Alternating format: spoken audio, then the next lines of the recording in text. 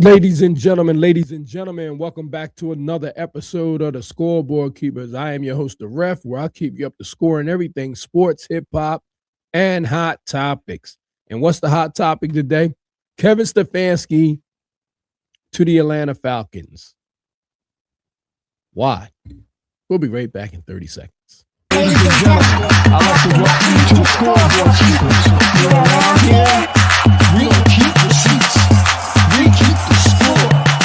So if you want to get on the board, make your point. If it makes sense, we'll add it to the board. If it don't, we won't.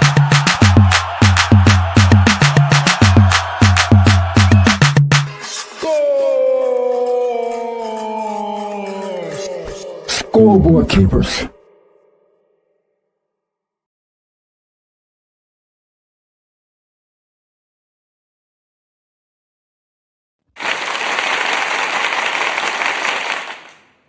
Ladies and gentlemen. So what do we have? Welcome back to another episode of the Scoreboard Keepers.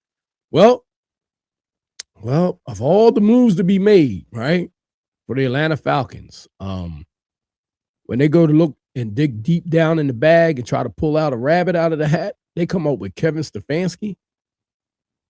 Really? Atlanta Falcon fans, I need y'all to get down in my comments and tell me if you're happy with this move. I need all the Falcon fans to get down there and tell me if you're happy. Did you guys see this coming? Keep it real. All these other platforms, they don't keep it real.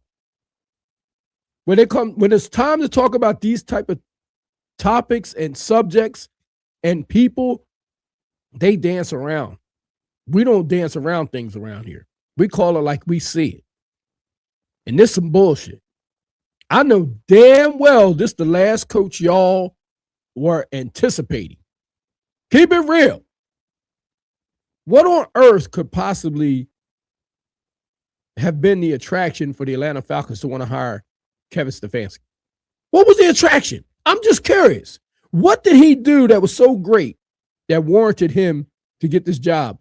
The only thing that I can even think of is that he was coming cheap. That's it. I mean, of all the great candidates out there, right?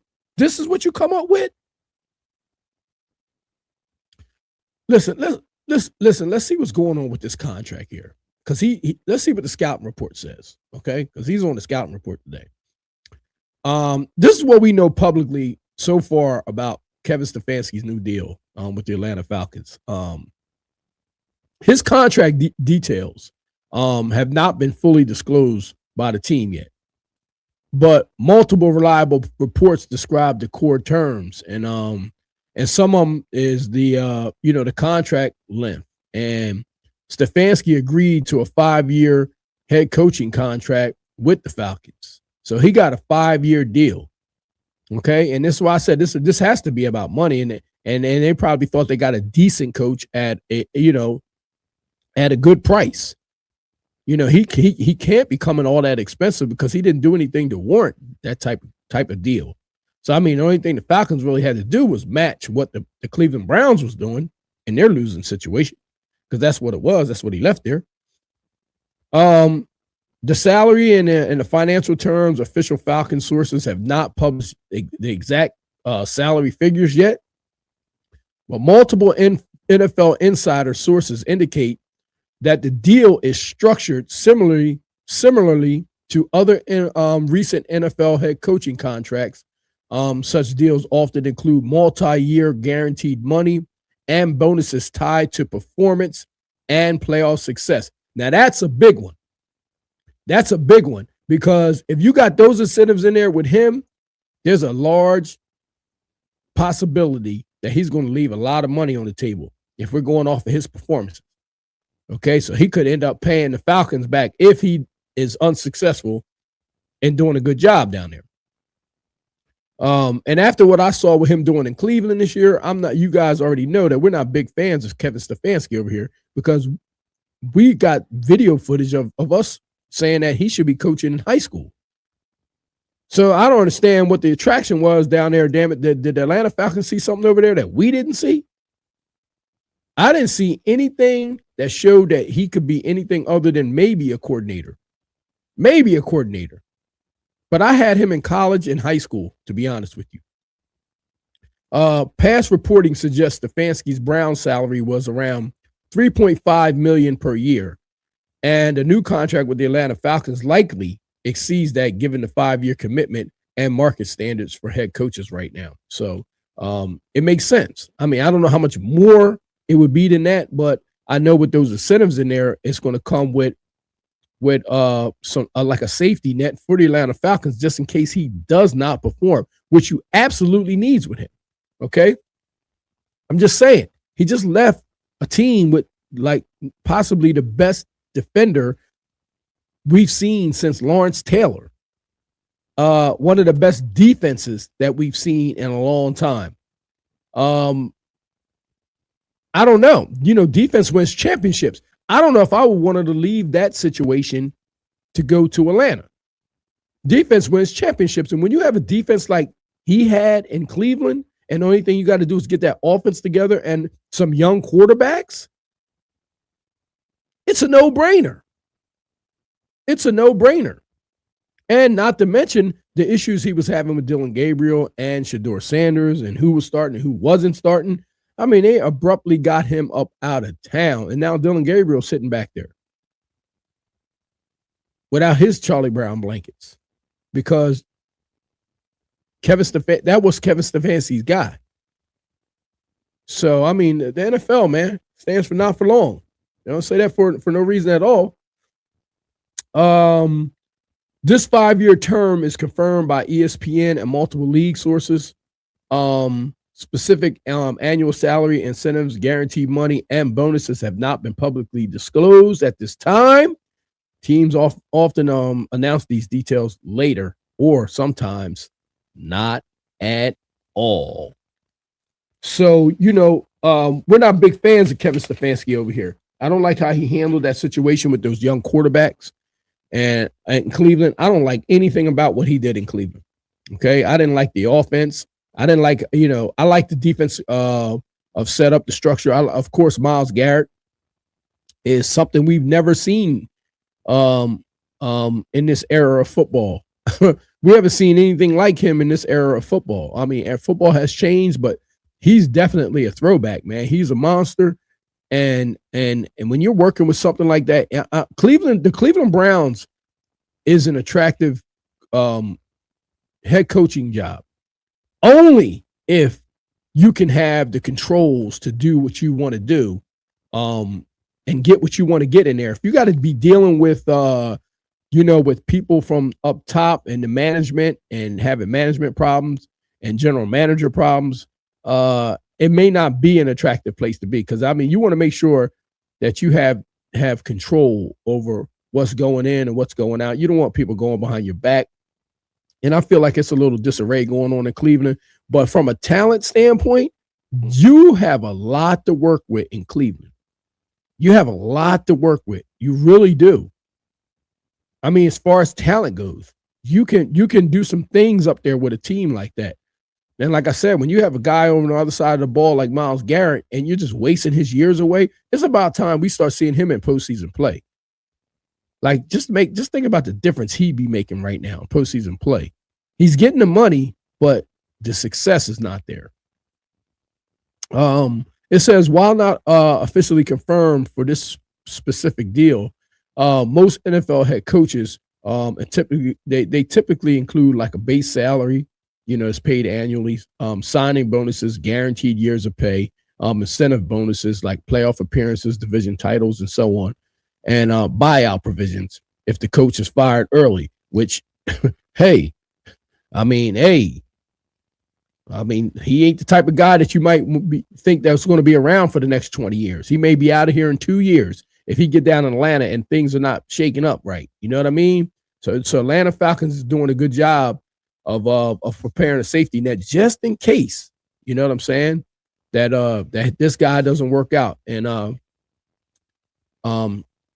it's a good chance that he may not work out down there because, like I said, what's he going to do in Atlanta that he didn't have already in Cleveland? How's he going to turn that into them lemons and lemonade? Like, I mean, he made a mess in Cleveland. So I don't expect anything less in Atlanta as well. The length of the deal, 5 years. This is what we know. Team role, he's going to be a head coach replacing Raheem Morris. And like we said, the financial terms are not disclosed as of yet, but they probably will in the very near future, or maybe not at all. Maybe not at all. That probably won't become a thing until it looks like he may be failing down there. You know what I'm saying? So let's just check this out, right? Let's see what the scouting reports say about what we see and what the Atlanta Falcons see. And we don't know what the attraction is, to be honest. So we're just going to be blunt. We call it like we see it. If you're an Atlanta Falcons fan and you think that this was a good move, or if you think it was a bad move, get down in the comments below. Leave it down there, because we're going to get right down there in dialogue, because I think this is the absolute worst move that the Atlanta Falcons could do right now in their situation. I don't know this guy to be a rebuilding type of guy. I mean, you have Cleveland that had all these picks and have all this stuff to work with this upcoming draft, and they can be shaking and baking in the free agent market. They're going to be a tough team soon. You know, with all the first round picks they have and the talent that they have right now, you can just add on to that. Now, I don't know how you're going to pay all them players in the future, because you can get all these studs. You got 2 quarterbacks there that could possibly lead you to wherever. I mean, you can just build on what you got to build on. You just got to make sure that money's around.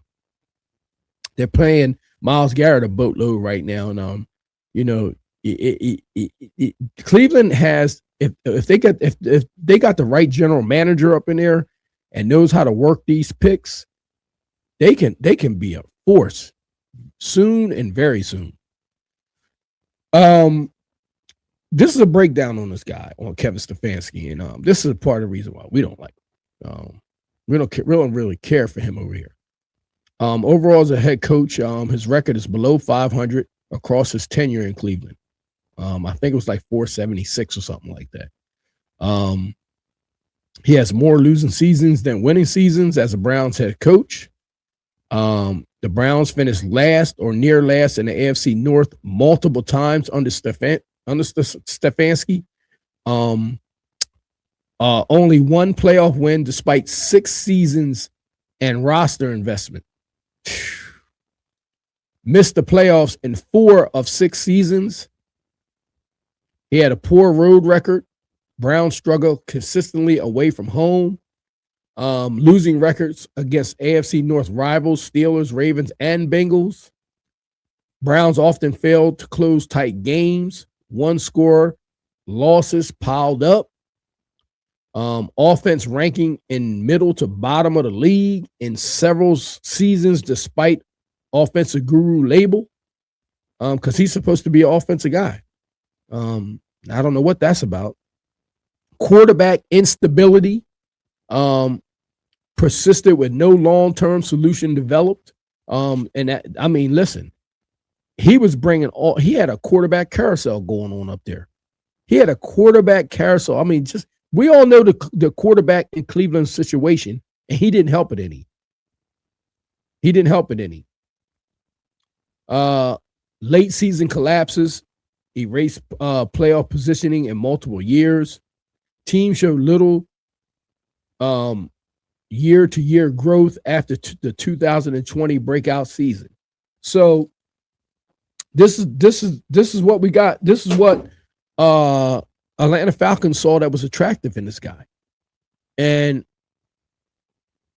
I don't know how he fixes this. I mean, I'm just being honest. I don't know what he does or the attraction that he brings to an Atlanta Falcons team that was 8-9.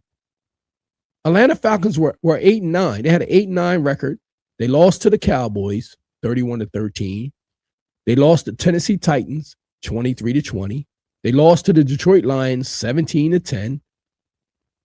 They lost to the Seattle Seahawks 37-9. They lost to the Jets 27-24.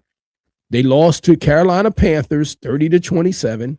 They lost to the Indianapolis Colts 31-25. They lost to the Patriots 24-23. They lost to the Dolphins 34-10. They lost to the 49ers 20-10. They lost to Carolina again 30-0. And then in the last game of the year, they lost to the Buccaneers 23-20. So some of these games were fairly close. Some of these games that they lost were one-score games. Some of them. Not all of them, but some of them. But they say styles make fights. And you can just tell some of the teams that they have problems with. And I don't understand how they feel as though that Kevin Stefanski can come in there and especially in that division where they like to put up points. There's some good offenses in that division. And I could see him just trying to keep up score with them. I could see him in a run and shoot, a shootout game, trying to keep up with those type of teams and that type of caliber. Well, I don't see it. I don't see it. I've never seen him without that type of defense that he had in Cleveland that could give him multiple possessions in any one game and control of the clock. That defense in Cleveland was able to get you out of there in 3 plays and get off the field. I don't know if Atlanta can do that. So whatever offensive guru label that he had, he's really going to have to show us this year. He's really going to have to show us. Because I don't see it. I don't see it. I mean, correct me if I'm wrong. Leave your comments down below. But I just don't, I just don't see it. And I'm just going to say this. I'm going to put up some points for me on the board. I'm putting up 5 points for me because 1, he had a lot of quarterback instability in Cleveland. 2, he had a losing record in the AFC North. 3, I didn't see his offenses looking that great. I didn't see him doing anything that was mind-boggling or that was methodical in that division. 4, he's had a losing career over his tenure in that city. He's had a losing career. He's below 500 in that career. So what did he do that was so well that would warrant him getting a 5-year deal in Atlanta? I don't understand that. I don't understand it.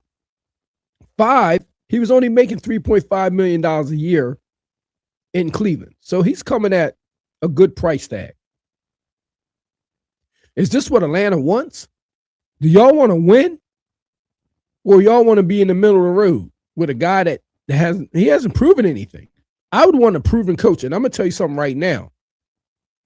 My coach, if I was in Atlanta right now, I would have been hot after that Shula kid from the Rams. That's a guy that would fit perfectly in Atlanta in that division. He would have been the perfect candidate for that job. Shula. If you guys would have hired Shula, you guys would have been on to something. He most definitely was coming competitive. He's most definitely going to put up points. And then all you had to do was surround him with a defense coordinator. Shula is he's heads and shoulders better than Kevin Stefanski. Heads and shoulders. He just haven't had the opportunity yet to be a head coach. But as far as those X and O's and Jims and Joes, I would have went with Shula for sure. Ladies and gentlemen, you guys and all Atlanta Falcons fans, get down there in the comments. Tell me what you feel about this guy, how you feel about him being your new head coach and leading your Atlanta Falcons in next season. And where do you think he's going to go? Where do you think he's going to take y'all? To the promised land? Do you think he has that ability? I'm not so sure. But it's going to be interesting to see how this all plays out. But I like the fact that Atlanta left themselves an out. I'm pretty sure they did with incentives and with the way his contract is structured. You want to be sure because this guy, it's nothing guaranteed about him. We don't particularly care for him over here because we watched his situation with Dylan Gabriel and Shedeur Sanders all season long. And it was a mess. We watched this guy, go 6, 7, 8, 9 weeks without putting Shedeur Sanders in the game, knowing that Dylan Gabriel wasn't going to throw the ball downfield. We watched them in the offseason where Shedeur Sanders didn't even get reps with the ones. So only thing I can say is Penix better watch out, man. I'm telling you right now. Atlanta Falcons fans, I'm telling y'all right now, Penix may not be his guy. I'm just telling y'all. You got to think about his experience that he had in Cleveland. I'm just telling y'all right now, y'all got a nice young quarterback down there, and then you bring a guy in like this around Penix. He will not hesitate to bench Penix. And that's what you guys have to look forward to. Man, you guys, make sure you guys like, share, subscribe, thumb up this video. Get down in the comments, Atlanta Falcons fans, and tell me what you think about this guy. Why would you bring this guy up into your organization?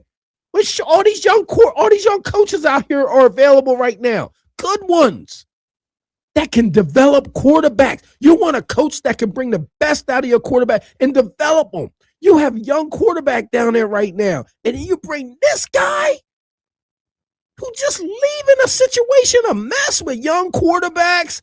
Oh, no. Get down in the comments, ladies and gentlemen. I am your host, The Ref. Until the next episode of the Scoreboard Keepers, man, God bless. Stay safe out there and score. Get down in the comment section and let me know how you guys feel about this. I think this was a terrible move. Shula was the guy. Have a good day, guys. Peace.